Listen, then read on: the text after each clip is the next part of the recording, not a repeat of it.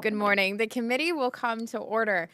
We want to make sure we thank everybody this morning for being here, especially those who flew a long distance, some from Iowa, I know from Minnesota. It just means a lot that you are here to talk about this very important issue facing our country, and it is access to childcare.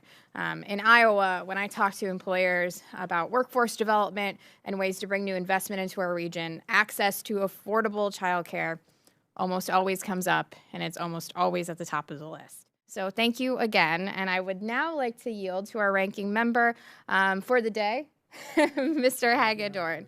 Yes. Well, thank you, Madam Chair. I appreciate your fine opening statement and you holding this hearing. It's a very important issue, something that many of us have been working toward, and I'm also on that legislation with you to make sure that we can focus SBA monies to loans and so forth to get providers going. So very important. So like healthcare, the child care industry presents many challenges, especially for those in rural communities. Lack of access, lack of choice, and high cost consistently discourages parents from reentering the workforce. This reduces demand for the few child care entities in those areas and rises costs while eliminating jobs. That's not good.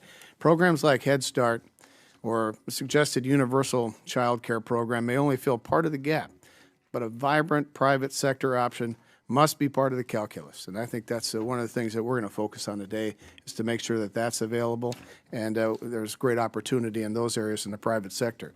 Each community, each parent, and each child has unique wants and needs that are better served when choices are expanded. With fewer restrictions and fewer regulations in those areas that do not increase health and that do not decrease or in any way get in the way of our health and safety outcomes for children, more opportunities are often provided. So when there are more choices for child care, parents are more likely to obtain full-time employment and promote economic developments in our communities. In my home state of Minnesota, child care costs are over $16,000 per child annually, and that comprises about 21% of median family income. I represent southern Minnesota, and in that our largest city is Rochester, and the average cost in Rochester is approximately $1,200 per child. So it's pretty extraordinary when you think about it. According to the U.S. Department of Health and Human Services, child care is considered affordable if it costs no more than 10% of a family's income. Yet Minnesota is not alone in being unaffordable. In fact, every state in the union, including D.C., is unaffordable by that standard. So that's quite something. These costs only increase when variables such as additional children, medical requirements, and single parents are in the mix. So that's pretty much best case scenario is $16,000 per child in Minnesota. That's best case scenario. And from there it gets higher. I look forward to hearing the challenges presented within the child care industry and what we can do to reduce burdensome regulations and costs within this field. I'd note for the record that there are people that have traveled even further from great state of Minnesota. Looking forward to all the testimony from our witnesses, and thanks again for holding this hearing. Thank you, Mr. Hagedorn. The gentleman yields back. And if committee members have an opening statement prepared, we would ask that they be submitted for the record. I am out of time, and so I will yield to Mr. Hagedorn for 5 minutes. Thank you, Madam Chair.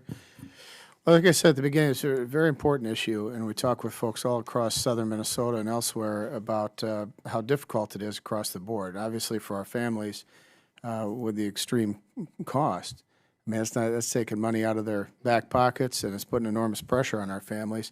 And from that standpoint alone, it's an issue that we're going to continue to work on this, but we should be focused on very intently. The other part of it, though, is when you get into some of the rural areas that I represent, you can get into towns where they don't have any providers. And then you start to think, well, how is that town going to continue to thrive, maintain its schools? Because it's tough to attract teachers in who might be of childbearing age, for instance, if you can't find anybody to take care of the kids and you have to travel 20, 30 miles for that. That pretty soon they want to go to some other town to teach, and on it goes. And so, across the board, do we support the tax credits? Of course, yes, and I think they need to be increased from even where they were under the tax bill. Individual tax reforms coming along, so that's something that I'm going to support wholeheartedly. But then we get into, you talk about the different types of providers. So Julie Eberhardt of Rochester, she's an in-home provider, as is another lady that I spoke with in Springfield, two different towns. One's 115,000 people, the other one's 2,000. But Ms. Eberhardt tells me that these regulations in Minnesota are just unbearable. And we started printing them out. There are 250 pages of them here. There's another 150 to 200 pages of them, just state of Minnesota, what they have to comply. So if you're an in-home provider, you need to figure out what's in all this paperwork, and then you have to comply with it. And that's on top of the work that you do, which is incredible. Now it's driving up your costs, making your life miserable. So we're going to encourage the state of Minnesota to make sure that this is streamlined and we can do everything possible.